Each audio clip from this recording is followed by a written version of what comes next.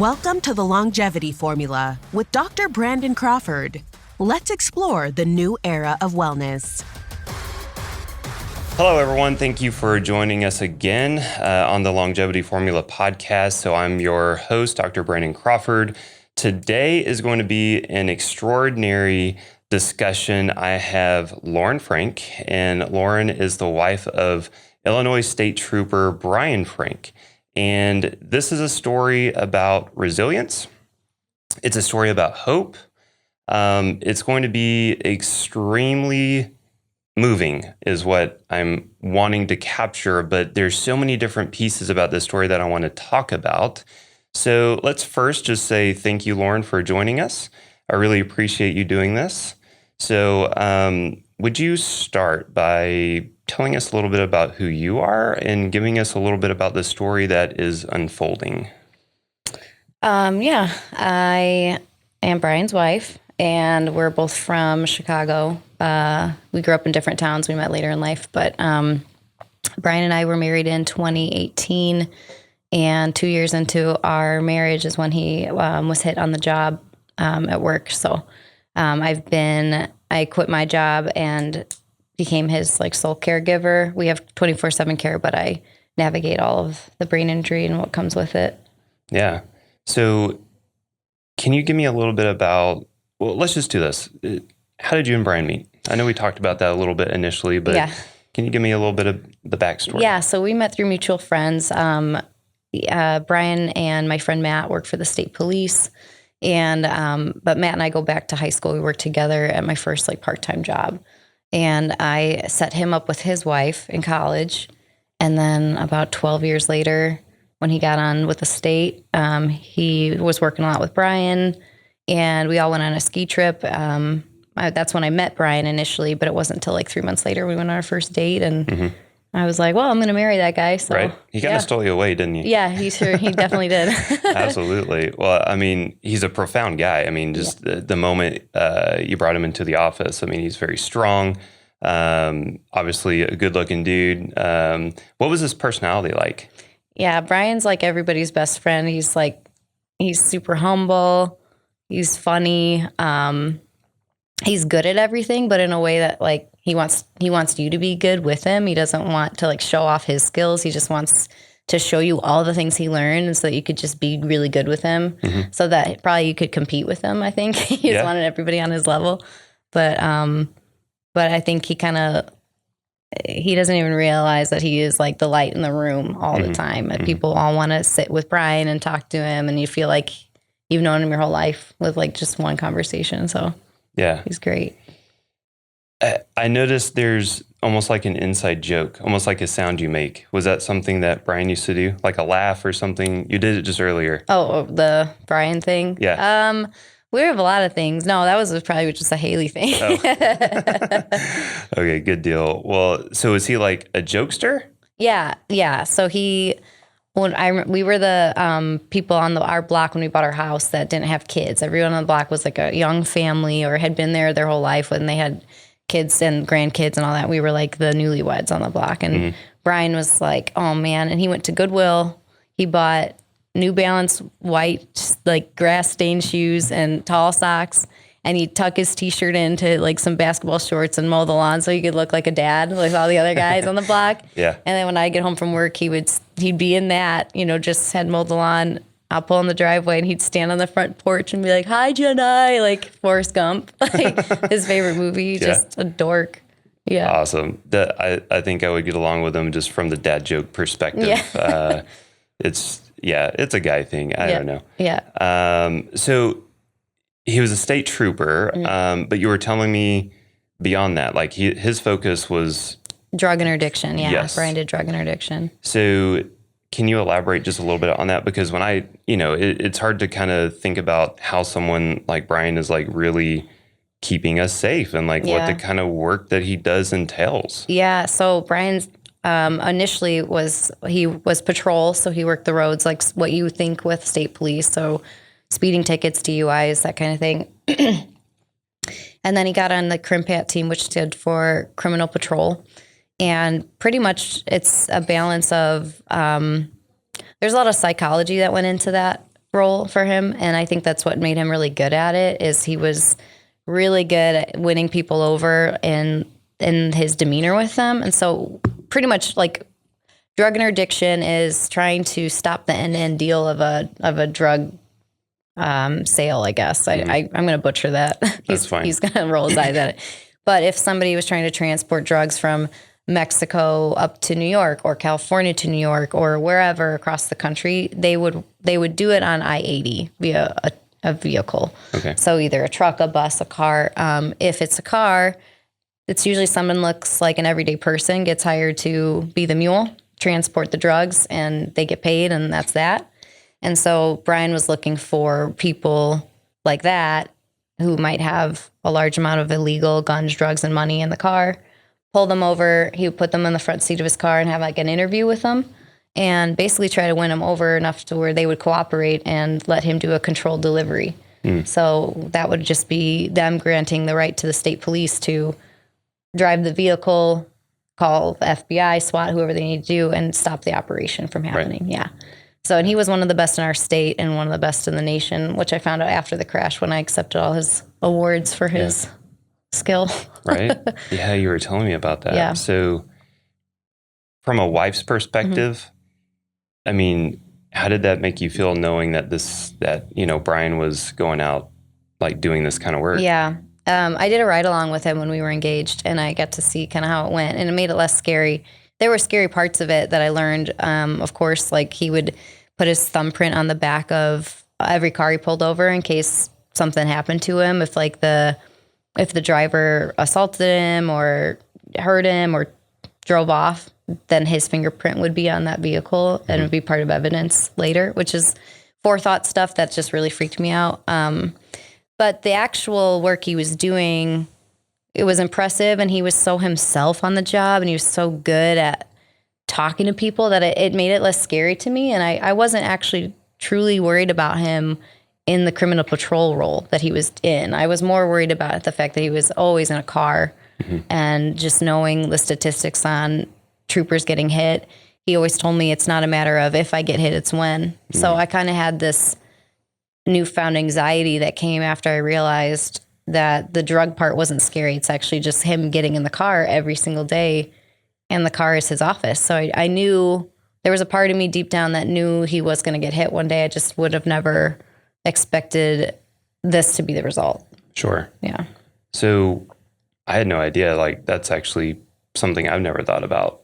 It's not a matter of if you get hit, but when, for these people that literally make this country as safe as it is.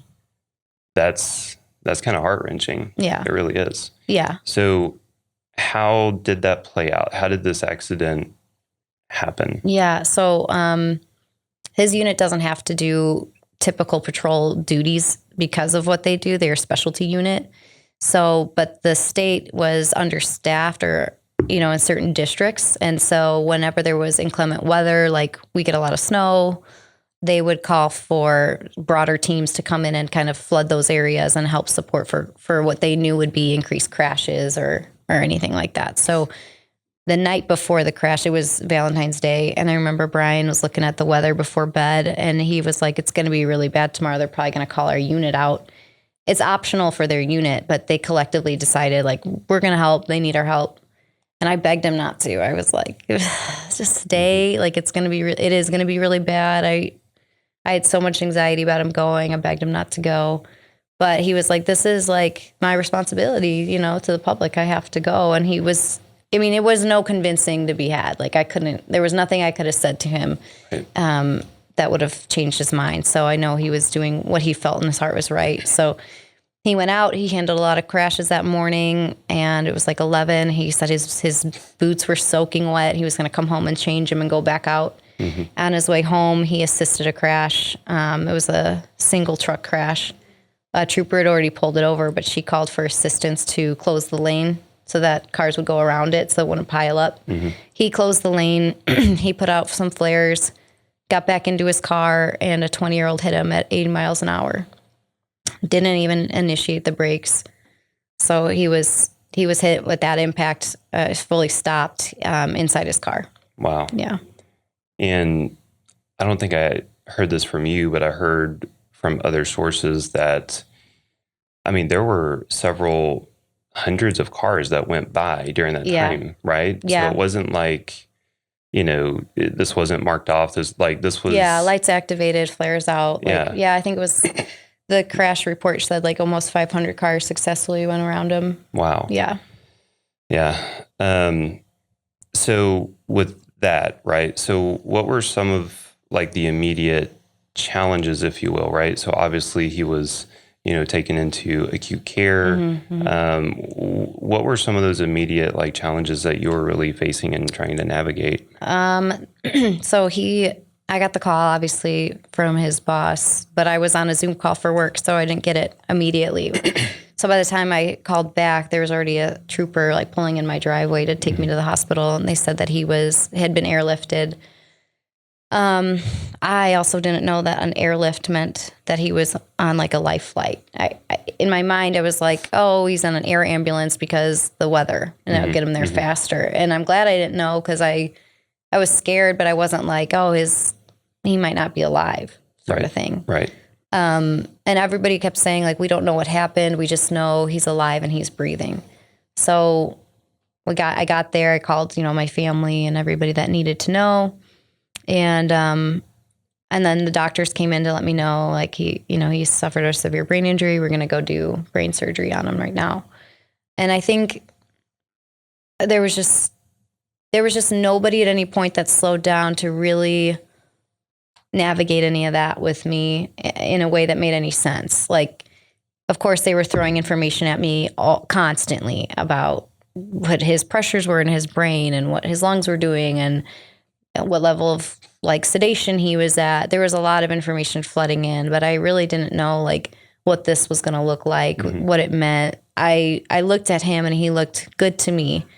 He was, of course, on a ventilator, but I thought that would come out and that he would wake up after they removed the sedation. And so for the first week or two, I think I was just in this state of like, he looks good, and so he'll be okay. And even in the moments where they were like, you're going to have to make a really hard decision and, maybe remove the ventilator if he's brain dead in a couple days from now, I still was like, that's not even on my radar. Right. Like, I remember looking at them and being like, no, like telling a whole team of neurologists, like, no, you're wrong. Like, he's fine. Yeah. Obviously we're not fine, and it's been 3 years and it's still not, fine. But, I just think the whole thing has been really, really challenging to navigate even still today. But now I have a better picture of like what I can and can't do with Brian, or like what's overstimulating versus not. Just learning kind of what it all means. Right. So because we do have medical people that tune in as well, for them to understand from your perspective, how can someone, whether it's a doctor, a nurse, how can they help you, someone like you, in these times? Is there anything that you can say, like, man, if someone just would have sat down and said, this is the type of brain injury that we think he has, and this is kind of what the process is going to be. Is there some kind of structure that you would suggest or say, man, if you could have just done this for me? Yeah. I think about it all the time. I think, oh man, I think if they wouldn't have given me so many options to quit, it would have been a little less scary. I understand that there's this responsibility as a healthcare provider and a doctor to kind of paint the whole picture of possibility. Like this could end really badly. This could be the way it goes. They have a responsibility to inform me. But there was a lot of information given with also this pivot of like, but if at any point you don't want to be aggressive, or if at any point you want to give up, that's okay too. And we can talk about what that looks like.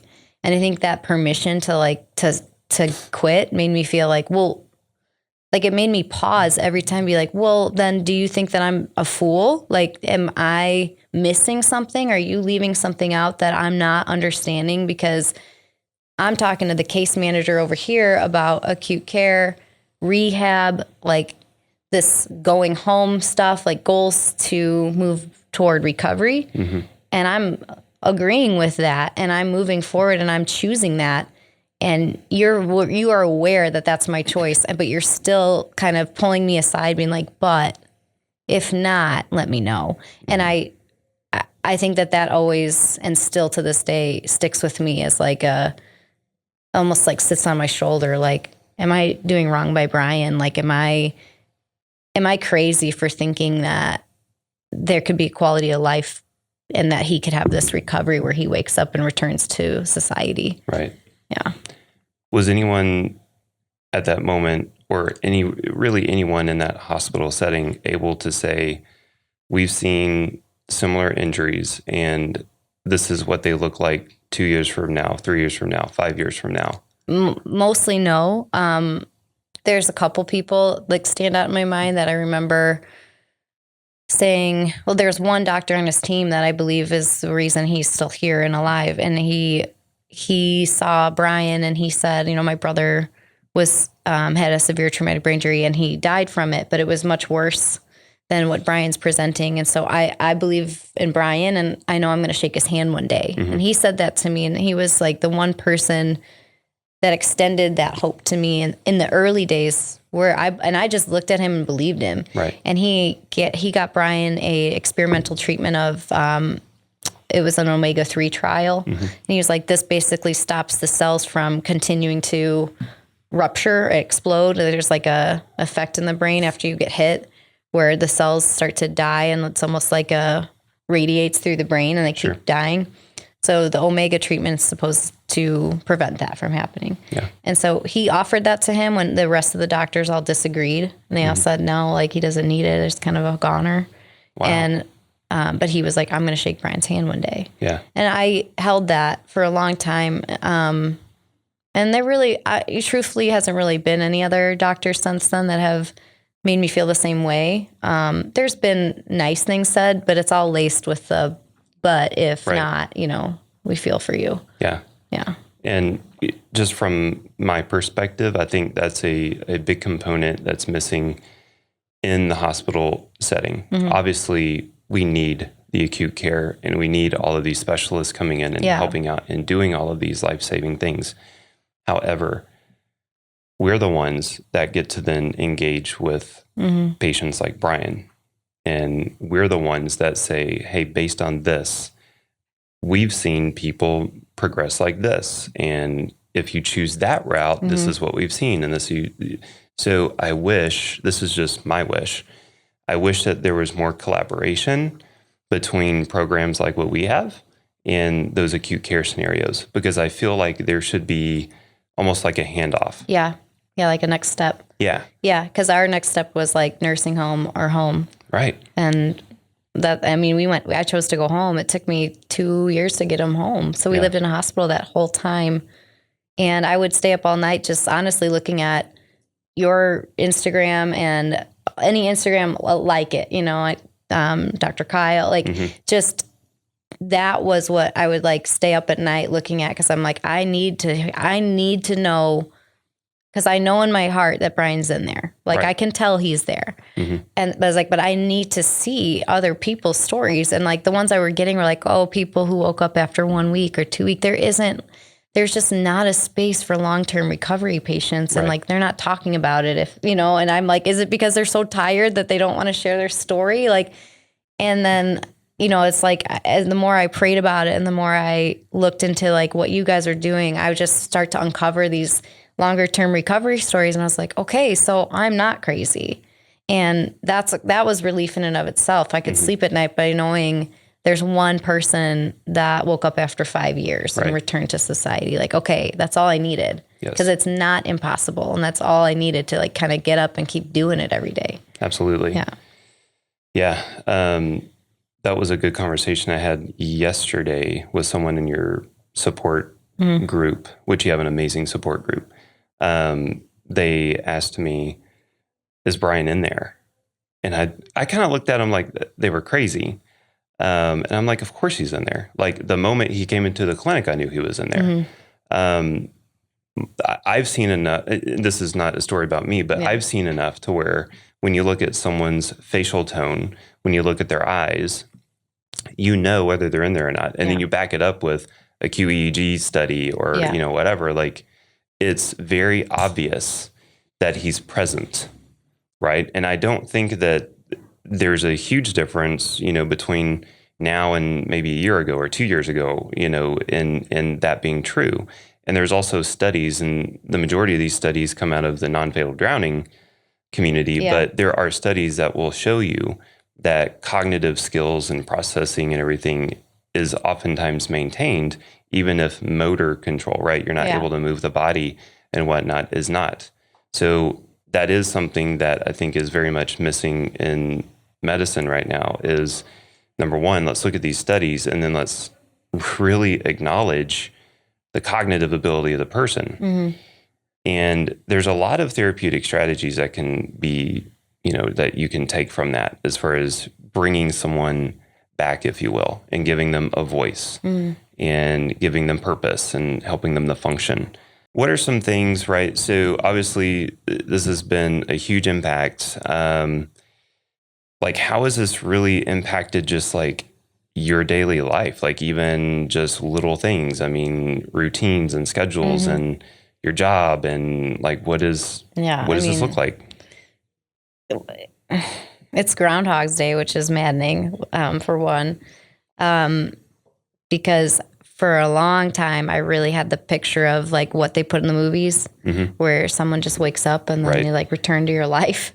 And so I think there was this like maddening almost year of like praying for the same thing and like seeing nothing really come to fruition from that. And hearing more and more people start to speak negatively about it or like give me permission to quit or ask me like, when are you going to put them in a home? And friends start to fall off the radar. And it's just like, it was like this total life purge. It was like, I don't have the one person that I need to comfort me right now because it's Brian and he can't. And I'm like starting to lose these support groups that I really envisioned having. Not that we don't have an amazing support group, because we truly do. And like, it's beyond words for me at this point, with it being almost like a national support group of people that I don't even know. But those people you pictured being there kind of don't know what to do or don't react the way you think they would. And as time goes on, my whole life just slowly unraveled. And I had to like almost like live and exist to watch both of our lives fall apart in a way that I never expected. And then I also had the privilege to see the beauty in what that looked like too. Like the people that did step into my life or stayed in my life and how they responded and how they treated Brian. I mean, I really had to like take like my blinders off entirely and try to grab onto the beautiful stuff in order to like really get up and keep doing it, because it was so dark. It was so scary. It was so lonely. I quit my job. I owned my own company. I had just started it with my best friend. We were on the brink of like some of our greatest success. We were so excited. Brian was our number one fan, and we had been approached to sell in January. And we were like, oh, that's so exciting. That was our 10-year goal. And then Brian got hit, and it was like, I don't even care what deal they want to do, or I have to sell. Right. So we sold, and it was like, on paper, such a success. We were so thrilled for that, but it was almost like I never even had an opportunity to celebrate that. Right. Because I was so engrossed in Brian, like in keeping him alive at that point too, just like he was so fragile. And so it was still very scary. And I was still not even like comprehending brain injury and the road ahead at all. Right. But I knew I needed to open myself up, my time and my mind to actually getting him there. Because it's either you do nothing and sulk in it, or you give it everything you have. So you just lay it all down. You just sacrifice everything you have to do it. And I knew that Brian was the person I was going to lay it all down for when I married him. Right. You know what I mean? I looked at him on our wedding day and knew if anything was ever going to happen to you, I'm promising you now, I'm going to be the one to be there. So right. again, it's like you never want to live through an experience where it tests your virtues and your faith and your vows, but it did. And I was like, okay, well, like, it's a no-brainer. I have to do this for him, you know? But that didn't answer your routine question, but I guess in a roundabout way, you can kind of see. No, I mean, that's, I mean, on Monday, you know, I went home and, I mean, the first thing I said to my wife was, I can't imagine, you know, because my perspective is this would be her, right? Like she would be the one that wouldn't stop. Yeah. And it's just, it's emotional to think through, you know? Yeah. Because it literally is taking everything that you said in those vows and it's setting it into motion, which is extraordinary. And it's crazy that I'm getting more emotional over here. I'm trying to keep it together, but because we have worked with many similar situations, and it is not common to have that unwavering faith. And I don't know if you're aware of that because you're so engrossed I'm not. in your world, but it's not. And what we see is the majority are, again, we are not judging. We are never judging anyone. But we see a lot of people that are kind of 1 foot in, 1 foot out. And then some people that completely bail. And again, not judging it's everyone's life. You know, they're doing the best they can. Yeah. But to have your type of unwavering, I'm going to do it no matter what. Great reference. When I got on the phone with you, I will never forget your comment of, we're going to get this care flight. We're going to get there. I have no idea how we're going to get back, but whatever. And I'm like, okay. So that sounds great. Yeah, I just went and looked at an RV that day. So I was like, I guess we're going to buy an RV, and I was just going to just drive him. Right. But whatever it takes. Right. I mean, it's just that attitude of I will get there and we'll figure it out from there. Yeah. Which is a whole different mental space. Did it take you a while to get into that space? Yeah, no, like it's instinctual in a lot of ways. Like I think it's like when you have a genuine love for someone, there's a lot of instincts that just start to kick in, like natural instincts. And so I think for me, from the very jump, it was like a natural thing to just want to be on the front line of it and help Brian and get him the best care and advocate for him. Even though at the time I remember someone telling me, you're going to have to be Brian's number one advocate. And I was like, duh. And I had no idea what that actually meant. Like looking back at our journey and how many times I really had to just get loud for Brian, like not just say like, oh, he needs this, but to actually like fight back, because there's so much pushback on certain things or things that you expect you'd get in healthcare that you don't. And so I didn't really know. It was like I was going to have to really like rev up my inner like loud voice on it just to keep Brian safe in some circumstances. But yeah, there's a lot of mental strength that has had to be built. Sure. Like even last night, like I'm really run down. Like this has been exhausting. I've been planning for months. Didn't expect the pollen to kick my butt.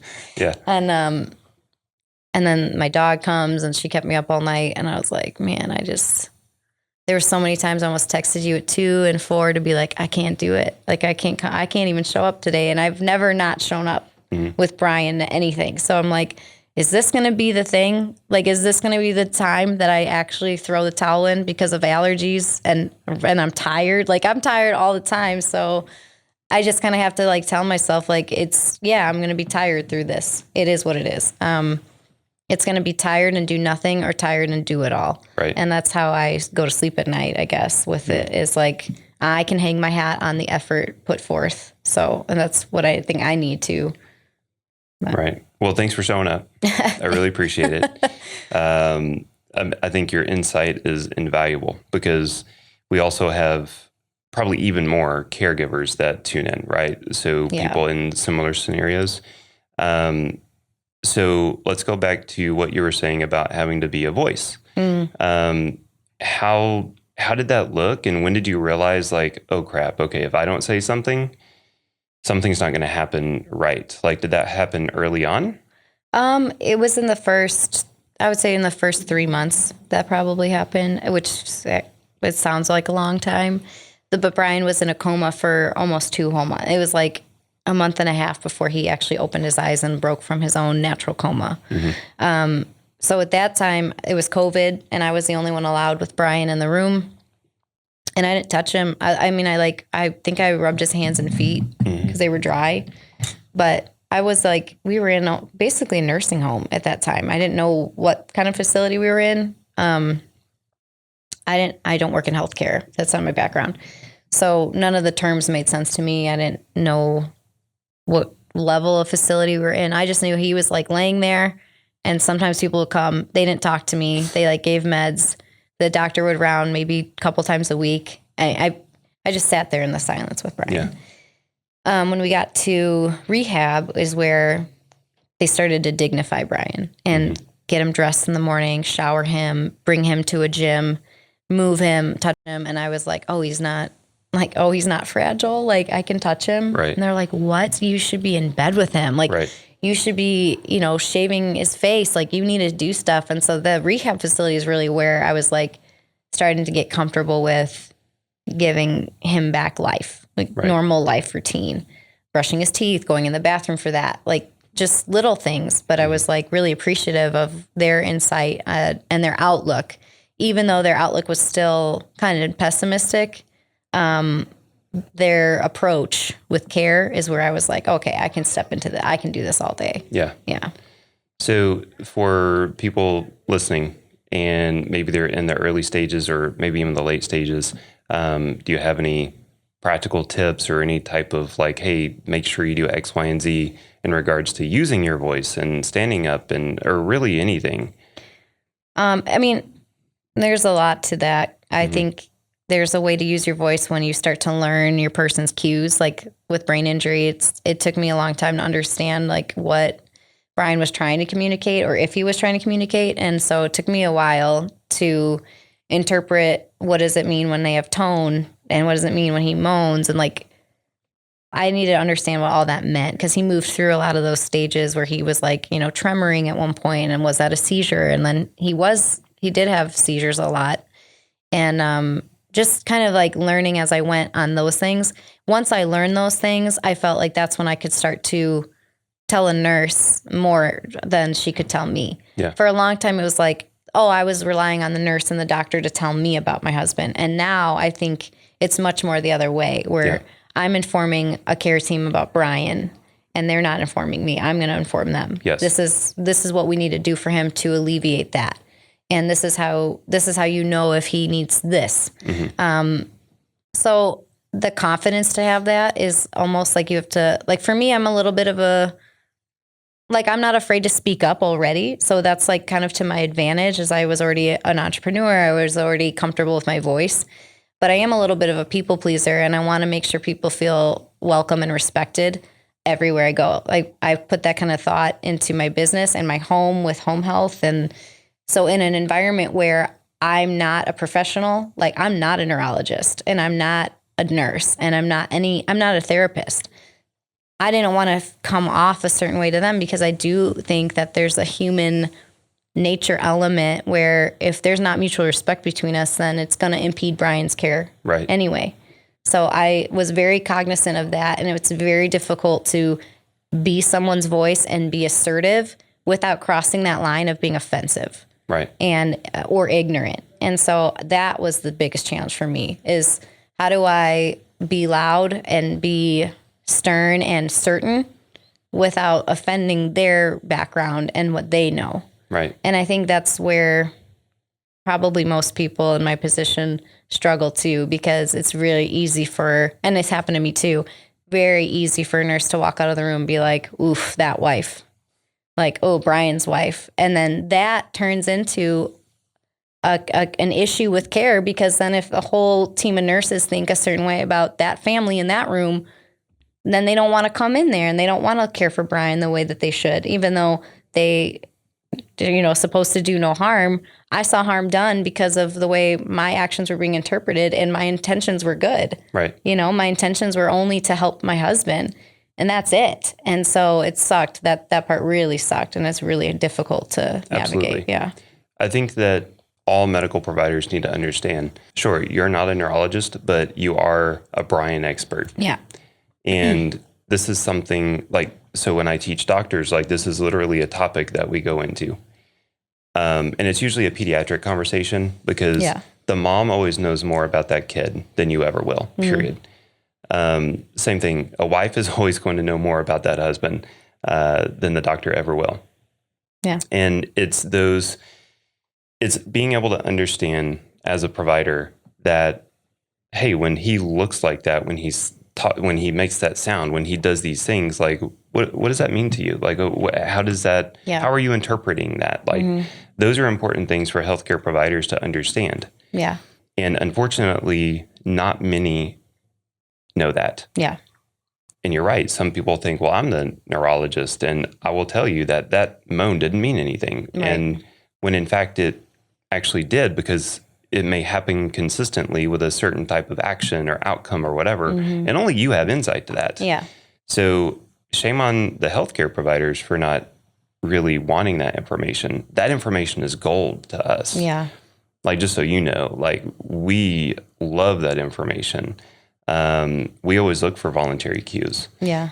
Voluntary cues are huge. It means the brain is actually initiating and then trying to carry out a process, and then we can build on that. Yeah. But that's so important for people to understand. And just a fine line, like I've never thought about it that way.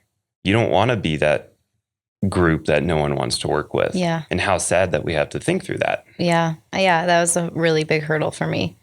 And it just resulted in me being really honest with people though from the get-go and walking into a room very prepared and less like know-it-all, but just try to be like, how do I look like a prepared wife that is also open to this being collaborative, not me coming in here being like, I know everything about Brian, so we're doing it my way. Because there was I remember times where people would be like, I just want whatever you want, because I would just be doing stuff. And then I realized I was like intimidating them, and I was like, I'm not trying to do that at all. I'm just tired. I'm stressed. And I want to get this done how I know it works. But yeah, I want to do mention though that we have landed with some incredible doctors that we have won mutual respect with one another. Yes. That was an effort put forth on both our parts. And I think right now I feel like it took me 3 years to get to that point, but we have these doctors that now I feel like we have good conversation that revolve around Brian's well-being together.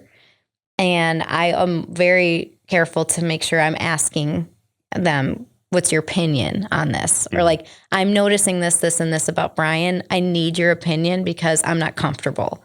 What do you think would be the best route forward? And I try to make sure that I'm positioning my questions to them a certain way to make sure they feel valued and respected in their background. But at the same time being like, but I need you to know what I'm seeing at home with Brian. And so we've won respect with each other. Yeah. And so we do have a good team now. But in the very beginning, there was a lot of people that were literally said, this is the new Brian. Yeah. This is the new Brian. And those are the words that stick in my head when I put my head on the pillow at night. I hear that in my head, that this is the new Brian. And I'm like, I refuse to hold that to be true, because Brian is still Brian. Yes. He just suffered an injury, and we don't do that in any other injury. Right. If Brian broke his arm, no one would be like, well, this is the new Brian, broken arm, deal with it. Like, he's still my husband, and he's still in there. And so I refuse to let someone ever do that to him and label him that way. Right. Yeah. And really essentially kind of give up. Yeah. You're right. He is in there. And I don't like those comments either. And because they get back to us, that we get ridicule of, why are you doing this to people? There's no way that you're ever going to achieve X, Y, and Z. Right. And then, that person starts doing X, Y, and Z. And it's like, where are you at now, homie? Yeah. Like, what's going on? I don't hear you anymore. Explain that. Yeah. And I guess that's just like the message to drive home is that, look, there is absolutely no one that can look at Brian or someone like Brian and say, hey, in 3 months, he's going to look like this. In 6 months, he's going to look like this, right? That prognosis is hard. No one has a magic crystal ball. But we do have similar cases to point to that we can say, hey, here was a similar situation. This is how it transpired. There's always differences. Right. But again, I think that goes back to this concept of I wish those initial people would do what they do best and then say, hey, that's a great question. Let me connect you with a facility or a doctor that does this long term, and let's get you some answers that way. Yeah. That would be amazing. And I think that will happen. I think honestly, in my career, I have seen a shift to where I've had people like at Dell Children's Hospital, they have reached out to me. I have had other physicians that they are now reaching out to me. Yeah. I'd say in the last year, I've had more collaborative efforts with medical staff than I ever have. That's amazing. So something's happening. Yeah. And that's good. And we'll get there. Okay. So caregiver fatigue. It's a real thing, right? Mm-hmm. Do you do anything for that? Or are you just grinding through and Great. what do you do? Yeah. Well, we're really lucky that we do have 24/7 care supporting us, which I am not, I don't take that for granted for 1 second. We have a nurse and a CNA with Brian all the time. And I think part of that is that like I have no autonomy and I had to kind of give that up. So like, Brian's room is always being tended to with at least 2 people all day long, all night long. So I don't sleep in the same bedroom as Brian. I have like converted an office into a little sleeping nook for myself. So I try to look at what do I have instead of what don't I have anymore. I don't want to focus too much on, because it's really easy and it's so fast. If I shift my thinking into like, wow, I don't have any autonomy. I don't have my husband. I don't have my job. You can go downhill really fast, and then fatigue and burnout happens faster. Meltdowns, all of it. I'm not saying I don't have those days. Those days definitely come in abundance, especially with time. But what I do have is a really nice roof over my head and help. And so I rest. And so I take my sleep very seriously, like very seriously, to the point where people make fun of me, but whatever. I go to bed early. I wind down with myself, my dog. I make sure I get at least 8 hours of sleep, because if I'm not at my best, I cannot even think about Brian's stuff. It's just impossible. Yeah. So it's whittled down to the basics, but I try to make those things really fun for myself. So when I go to my room and I go to bed, like I'll give myself a facial and I'll put, my favorite show on, or get my dog and like make a cup of tea or something. But I try to make my environment and like those moments like really matter and like really wring out like as much joy from those things as I can, and just so I can get up and do it again. Because I know it's a Groundhog's Day. It's not fun, but if I don't find the joy in it and I don't rest, it's going to be impossible. Yeah. So just learning that about myself too is like I've always been a worker. I'm somebody I would love to work, and so in some ways, taking on Brian's stuff is like having a job or 5 with legal and medical and all that. So I just applied that to his health. And so everything is organized and color coded. And like, I get joy out of that. So I know that's not everybody's thing, but I just am applying what I know I'm good at and applying it to Brian's stuff. Yeah. And then I just try to stay social as well, like with my family, with my friends. If someone wants to help, I just say yes. That was hard in the beginning. When people want to help you, it's humbling. Now people want to do things. I'm like, yep, we'll do that. Like just taking what people want to offer and accepting it like with gratitude is better than telling like people no all the time, because people really do want to help. The nature of people is mostly good. Sure. And so I just think like learning how to accept the help and lean into that, and then like applying what you're innately good at already and rest. Those are the ways that I do it. Yeah. Yeah. I think that's really important for others to understand, because they hear us talk about, okay, you need to exercise this much and you need to do your cold plunges and you need to do your vagus nerve stimulus and lay under your light panels and do all this kind of stuff. And, and it's important, while all of those are fantastic things, it's not really feasible sometimes, right? And so it's important for people to hear this, that know how you need to accept that care for yourself. Yeah. right? Because some people may, like, It's different I for actually everyone, yeah.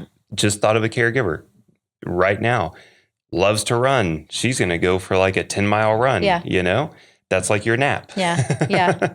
So understanding yourself and Yeah.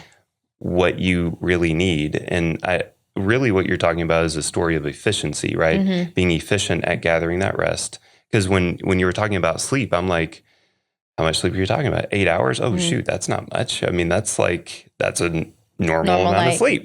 But really not taking it for granted and making it worth the 8 hours. Yeah. That's important to understand.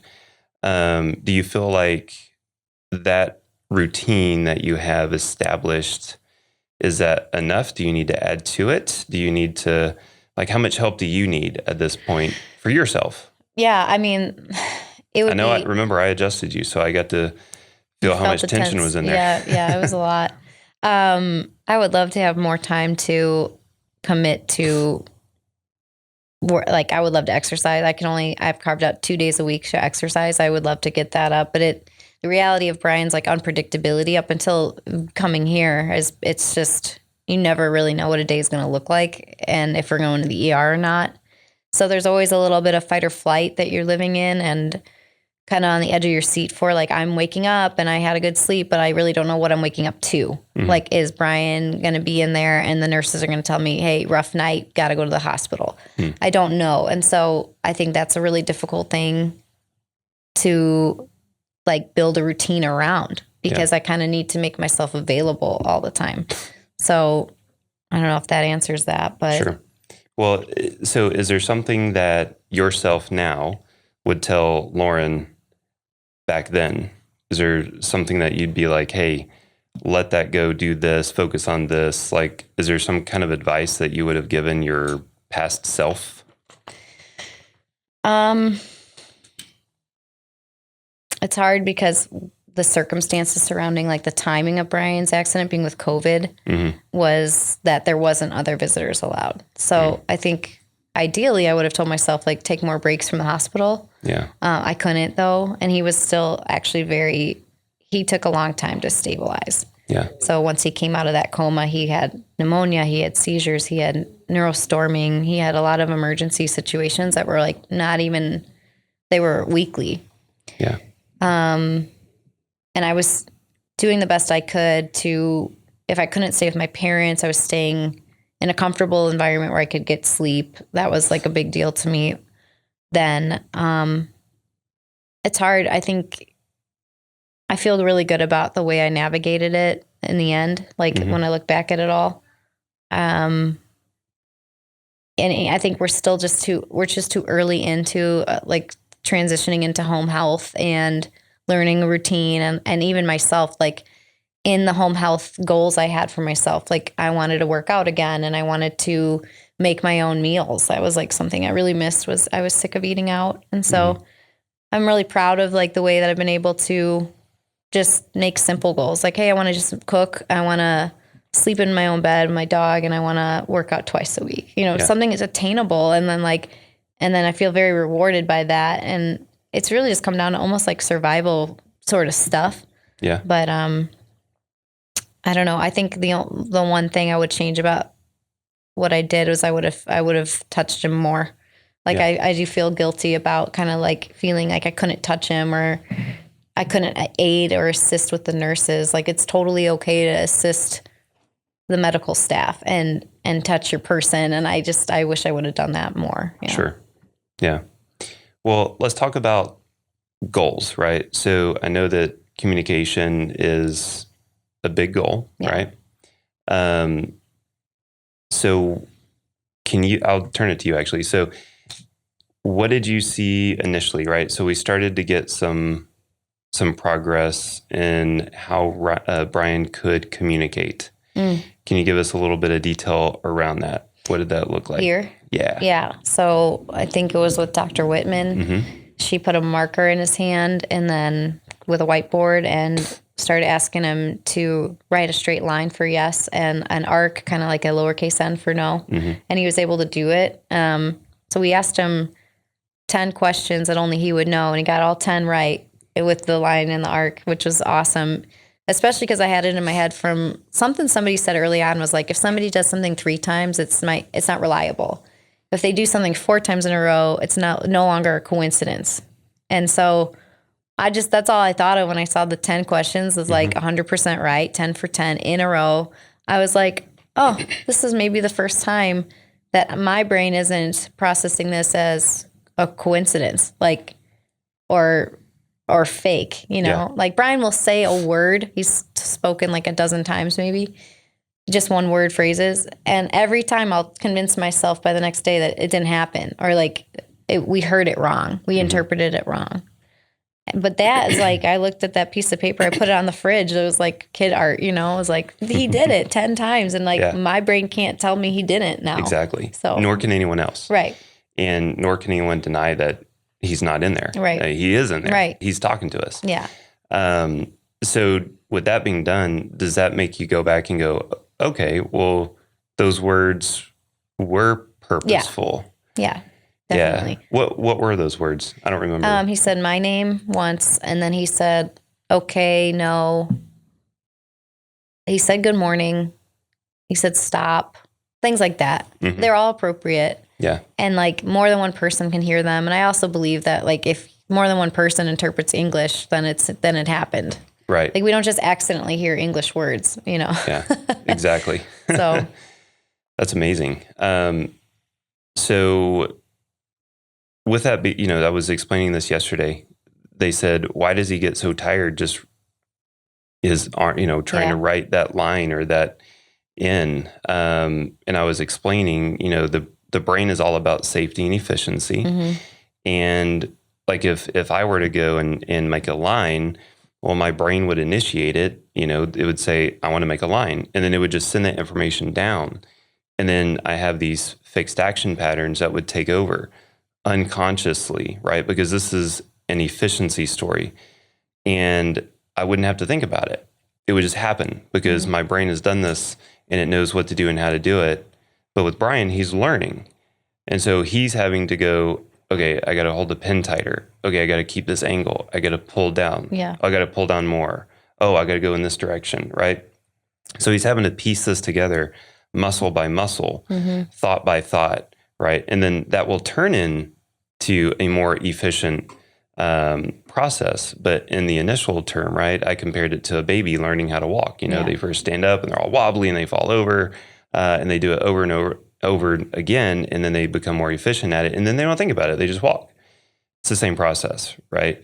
And so understanding how this, I don't want to say little thing, but this huge accomplishment, I don't see it, this is me, I don't see it as, okay, great, we got a yes, no. I see it as what's to come. Mm-hmm.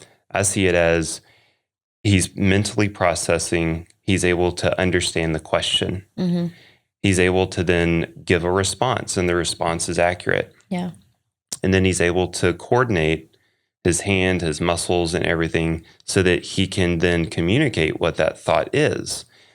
That tells us clinically, oh my gosh, there's a lot of potential there. And now we can leverage that to build plasticity other places, right? Does that make sense? Mm-hmm. I mean, it's huge.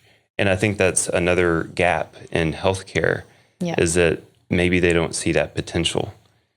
Maybe they don't see that potential in the facial tone. Yeah. They don't see that potential in, well, I can stimulate this reflex. That means we have a lot to build here, right? Yeah. Because I don't think any of those, like, has anyone ever communicated those things to you? Neuroplasticity has been communicated a little bit in rehab settings, mostly from a therapy point of view. And like, I think that the healthcare space is just kind of designed to treat the problem and get on to the next patient. It's a lot of volume. And so I think that's probably a big reason why, but you're right. There needs to be some kind of handoff then, and not so much of, because it's like, maybe it's just not their place to speak to it because they never have the opportunity to see a patient through long-term because they're saving the next life, Right. And so there's a role for them. They saved Brian's life. Absolutely. There's a lot of respect for that, but there was no handoff. It was like, good luck. Yeah. Go into your home and good luck to you. Yes. And so it took a lot to even find your clinic and practice and anything like it. It took a lot of research and dedication to that kind of research to uncover that this isn't even in the realm of possibility. Right. Yeah. We have some interesting tattoos. Okay. Do you mind telling us a little bit about some of these? Yeah. So I think this is the one, 7-6 is cop code for en route. Mm-hmm. And so Brian used to text me 7-6 home at the end of all shifts, or sometimes just 76. So that was the last text I got from him when he was on his way home to switch his boots out. And so since I think he's still on his way home, I got that tattooed for him just to kind of keep going. Absolutely. Yeah. What about the Greek word? Dunamai. So me and a couple other wives that met in the rehab hospital got it. And it's Greek it's Greek derivative from dunamis, which is, or I'm probably butchering that pronunciation too. So hopefully no judgment there. You're in Texas. We say things wrong all the time. Okay, cool. But it means, it literally means dynamite. That's the literal translation of it. And so in scripture, that's, I need to find the actual scripture it is. Okay. So I can reference it. But it's, God is exceedingly abundantly able to do more than we ask or imagine. And so in the original context in Greek, they used the word dunamai because there wasn't a word for miracle or like something that would encompass the miracles they saw, like Jesus performing. So that's kind of how they broke down like the meaning of that verse. And so I believe that. Yeah. That's amazing. Yeah. That's very encompassing of your story and how you're approaching everything with Brian, and there's great things coming. Yeah. Is there anything else that you would like to communicate to people listening? Any kind of words of wisdom or anything that we didn't get to? We didn't talk about like the PRP. You can talk about anything you want. I think that's a cool thing to talk about because a lot of people have been asking me like what that's about. Yeah, absolutely. So just kind of like, maybe I can just ask you that, like, how do you think that will supplement in addition to what you've already been doing, now that because it's a newer treatment, right? Yes. You started? Okay. It absolutely is. So what we did was the laser enhanced PRP, and we're focused on the V cells, so very small embryonic like stem cells. So during this process, we activated those stem cells by drawing his blood, centrifuging it down into the plasma. And then we use a specific laser to activate those V cells, which is a big reason why in medicine no one really uses them, because they are dormant. And so we activate them and then re-administer and then, specifically target the networks in the brain. Or we actually also targeted the lungs because of the recurrent infections that he's had. And the concept there is that we want those V cells to migrate to the specific areas that we're targeting. So it's a regenerative procedure. And what we want is those cells to go take up shop in those injured networks and those areas that we targeted for the immune system and begin to rebuild, right? Because they are a pluripotent stem cell. And it's important to understand pluripotent versus multipotent. Like if, most people think of mesenchymal stem cells, sometimes those mesenchymal stem cells have already started to differentiate into a certain tissue type. So maybe they have already taken that step towards being a muscle cell or a heart cell or whatever it may be. So that's a multipotent stem cell. The V cell is pluripotent, meaning it can turn into anything. And with the wavelength of light that we use on it, it actually encourages that cell to become what's called a neurosphere, which is its first step towards being a neurological stem cell, right? So it can turn into a neuron or whatever it needs to be. So what we're looking for is we told those cells where to go, and then we combined it with this process of where we say we imprint these cells, right, with the goals and what we want to see them do, right? That's this whole other mind-body component, which I think is really important to acknowledge. A lot of the leading research right now is actually looking at this cell-to-cell communication. We know that happens, but our cells have this innate intelligence within them, and they're always listening. The cells in your toes are listening to the cells in your shoulder and vice versa, right? And so it's not a far stretch to go, well, those cells are also listening to me outside of your body and all the things going on, right? And there's several different references I could point to justify that. And so we believe it's vitally important if we have this cell that has the ability to turn into anything, if we imprint it with the goals and aspirations and the prayers, right, as we're administering them, we're talking to those cells. We're saying, this is what we want you to do. This is what we want the outcome to be. And then we reinforce that daily, whether someone listens to the recording of these goals being said and these prayers being said, or they're saying them out loud again. It's almost like we're reinforcing those cells as they're replicating. Oh yeah, that's my job, right? Yeah. I think I explained it one time where we're sending in the army, right? And then those troops, they went to battle, and now they're in the trenches, and we're reinforcing them like, oh, remember, this is why you went in. Keep fighting, keep doing the good work. And so what we want to see is an acceleration of neuroplasticity for Brian. And that's what we've seen consistently with other patients. Is this is a huge ability for us to accelerate that change. We want to get there faster. We want to break through plateaus. It helps us to decompensate someone faster, right? So there's compensation that occurs. So it helps us to lengthen muscles faster. It helps us to build brain networks faster. Cool. We focused on various networks in the brain, specifically networks that are going to help him move better, speak better, and do those things. And like I said, the immune health. I want to see the lung infections really, really go away. I don't want any more chronic respiratory or any type of infectious burden. So that was a big goal. And we've done this actually, by the way. I don't know if I told you. We've done this in people that have had chronic infections, and it actually did reduce their infectious burden. It actually did help them to not get sick. Right. Yeah. So that's why we did it the way we did it. So that's the goal. I want to see him not be sick. I want to see him move better, talk better, communicate better. Like, that is absolutely the goal with that. And I do think that we're going to see that. And here's a great thing. Those cells are going to continue to replicate. We're going to see them, I don't want to say peak, but it's going to be like 2 weeks before we can go, okay, this is really these cells starting to take place. Yeah. Obviously, we see things faster. Like, we'll see things even the day after sometimes. But then those effects are going to continue even over the next few months. It's exciting. And we've gotten reports back even 6 months after doing one procedure of things still changing. So it's a huge way to really just boost and bolster everything that you're doing and everything that we're doing. So yeah, I hope that helps. No, that's awesome. So here, I'll hand this over to you. All right. You can, if you have any questions for me, which obviously we have some things that, we kind of prepared and talked about. This is a cool opportunity. I don't get asked questions on the spot very often. Okay. I did not look at that, by the way. Okay. I literally didn't. I only looked at, the part that I was thinking about for you. Yeah. Okay. Let's see.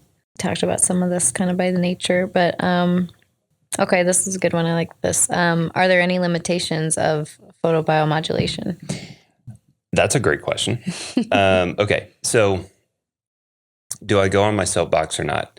I thoroughly believe that a lot of limitations in the rehab space are created by the actual doctors and caregivers or providers that are working with the patient. And you did kind of touch on that a little bit, right? With, hey, this is what you have, accept it, move on, et cetera.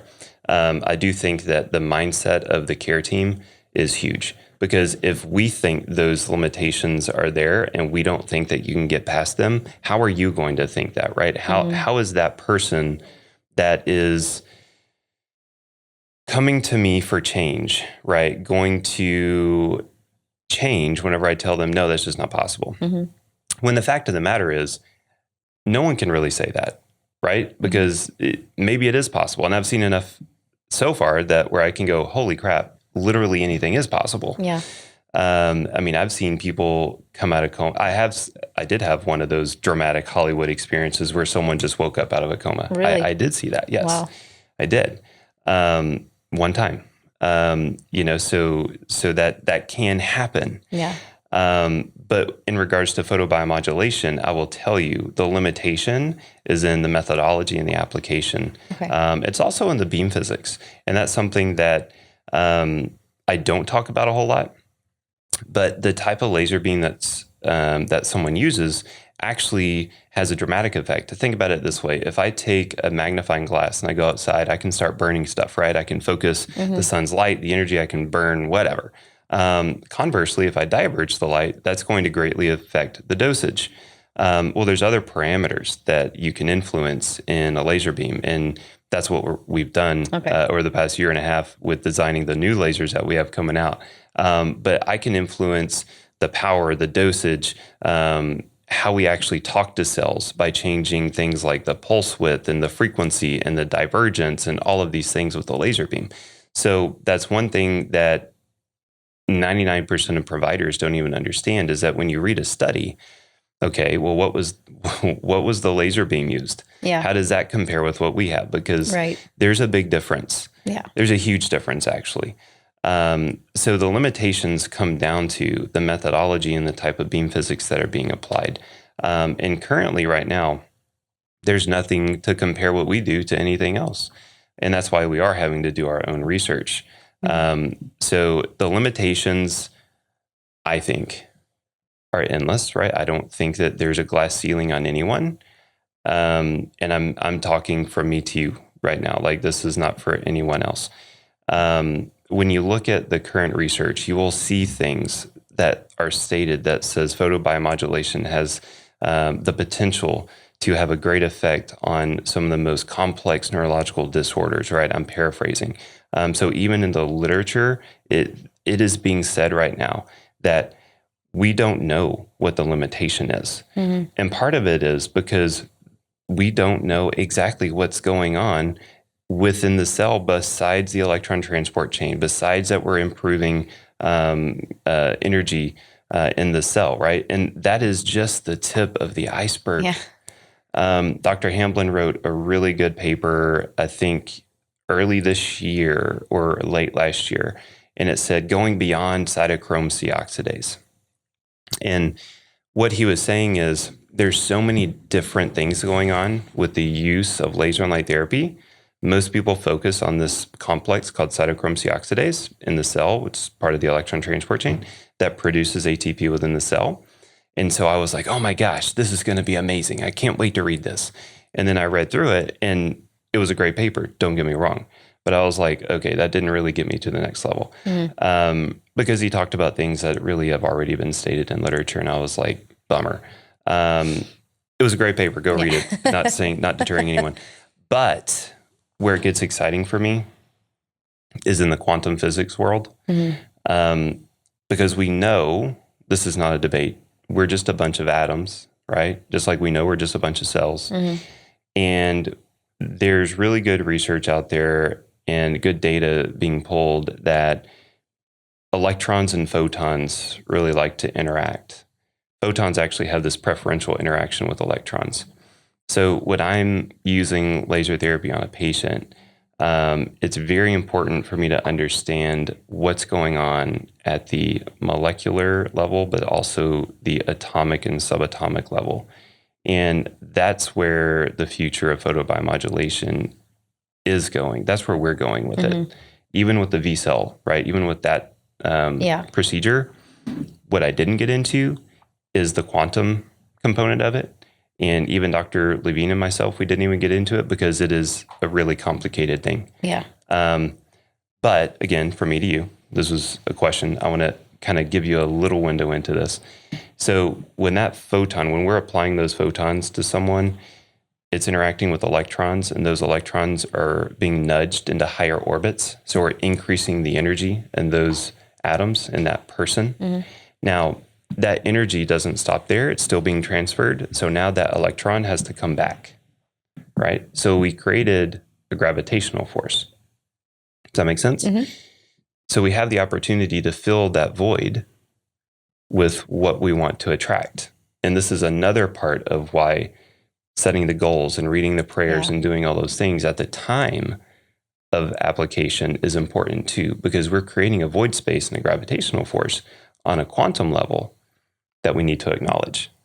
And so if someone's just sitting there holding a laser, thinking about what they're going to do that day or whatever it is, we're not really getting to the full potential of what we could be doing, right? And so I hope that you've seen in our practice that we are fully intent when we're working with someone. Of course, we're having conversations and we're doing those things, but we all understand how important it is to be 100% engaged and be thinking through what we're trying to achieve in that moment, because that's where you're going to see the limitations of what can and cannot be achieved.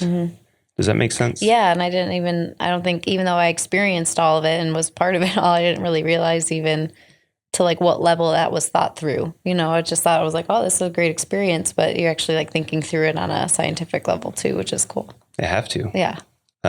Well, to be frankly honest, I've explained what I just said to you to 2 other people. Oh, okay. Well, thank you. I feel privileged. It's again, it's a deep topic that takes a lot of thought and substantiation so that you don't sound like a weirdo. Yeah. But again, it's mostly quantum physics. Yeah, it's like at this a point. loaded question, I guess. Yeah, absolutely. Yeah, cool. I think I only have like one other burning question because I feel like we covered a lot of this other stuff. But like, has there ever been someone who has inquired for help that you turned away, that you feel like you could help? Yes. Okay. There has been.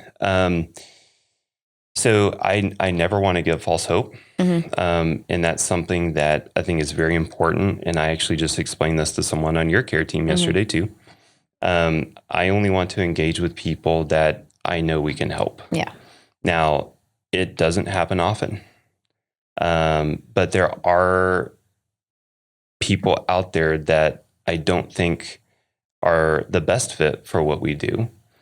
Or what most commonly happens, perhaps what we do is ancillary and they need to pursue this first, right? And so we will give them that directive. Okay. Hey, I need you to follow up with this provider. I need you to do this first and then come to us, or work with us in parallel with this other collaborative effort. It's only fair to the patient, but it's also fair to us in maintaining the integrity of what we're doing. Right.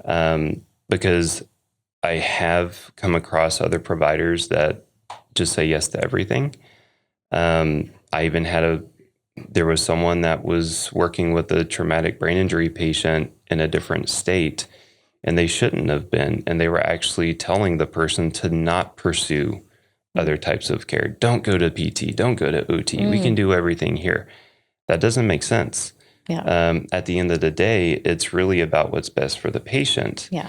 And that's how this should be, pursued on our end. So some of the whole. Absolutely. Yeah. So, and not only we've turned away some people, but we've even started to work with someone and we've said, hey, I don't think this is a great fit. And we give them the reason and then we give them a referral, right? Yeah. But that's only fair to them. Yeah. No, I think that was an important question, just even from our own community of people who are like, why this clinic? Why Texas? Why are you doing all this? Like, isn't there something here like it? And there are, of course, clinics in Chicago. There's all kinds of medical availability there, but it was really difficult for me to explain everything you just explained. And like, kind of, that's what I gathered from reading about what you do and how you do it and everything. But it's really difficult to translate that to people. Like, you don't understand, it's different. And I don't know really the best way to articulate it the way you did. But I think that's a burning question for our community. It's like, why all this? Why are you doing all this for Brian to get him to Texas? Can't you just stay in Illinois and do something similar? Right. Can't you just, I think we even talked about that when I was like, can you come here? Can you come to Chicago and just like eliminate all this chaos? Now I get it. I got it then. I was just like really desperate, like simplify at the time. But I think that's just like a good way to,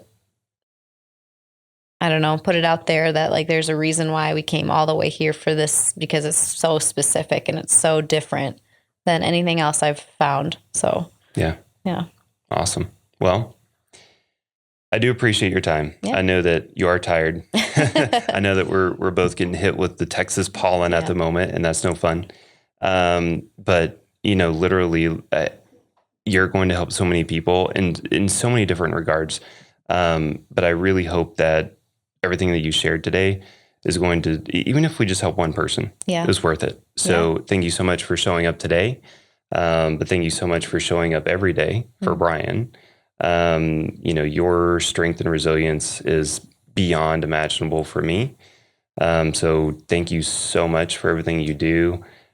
So appreciative for you. I'm so honored and happy to be along on this journey with you. Well, thank you. Thank you. And to your whole team too, for treating Brian with just such love and kindness, and like looking at us like real people and not like a sad case. I can't tell you just how good. Even Haley has noticed it. My whole family. It's just really nice to be seen as who we are and not just a tragedy. So I really, really value that, and you've done a good job of cultivating that in your office.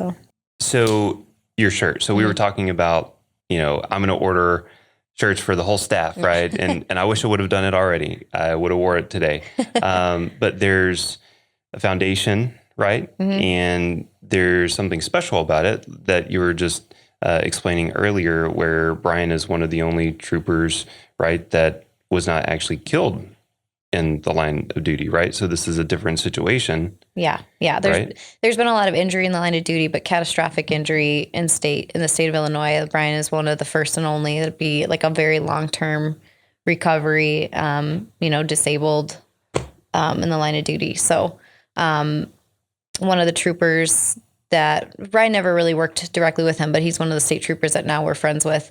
He started the Got Your Six Foundation for a friend of his that was killed in the line of duty. He raised funds for the family, and he started this to kind of cope with, there's a lot of unfortunate deaths in the line of duty in the nature of law enforcement. So he started this organization to really rally around the families that need it. Unfortunately, more than he probably would like to, because it just happens too often. And so when Brian got injured, he reached out to me, and he's really just bolstered up our family, and he's done a lot of events, fundraisers, selling shirts, stickers, patches, that kind of thing. But he's a huge driving force forward for why we really do keep going and looking for more things to do, because he's already got the community looking and waiting to help the next family that needs it. So he's done quite a bit for us in selling the shirts, and even the shirts themselves being the token of raising awareness. I'll see Frank Strong shirts in random towns, or stickers on car. I'll be driving in a random town. There's like a Frank Strong sticker somewhere. Wow. And so every time there's a sighting, we'll post about it. And it's kind of it's become a neat thing. Yeah. Yeah. So if someone wanted to donate or support you, where do they go? How do they do that? Yeah, they can follow the Got Your Six Foundation on Instagram or on Facebook. And then my Instagram has a link to our GoFundMe's as well. So. Okay, perfect. Well, we'll absolutely get all decked out, right? All right. We'll even carry stuff in the office. That'd be fantastic. Sweet. Thank you. But yeah, please, if you're listening, you want to help out Lauren and Brian, please just go in there, follow them, and that's important too. Follow. Let's continue with this progress. Let's see where we go here. Right? It's going to be amazing. As always, if you know of someone that this podcast could benefit, please share it. Please share it, because that's the only reason why we are here, is to help others. So thank you so much, and I look forward to talking to you next time.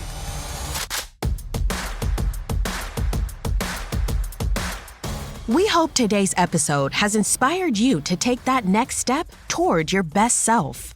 Remember, the path to longevity is paved with small, daily decisions. Your journey is unique, and every step, every choice, brings you closer to your ultimate vision of a healthier, happier life.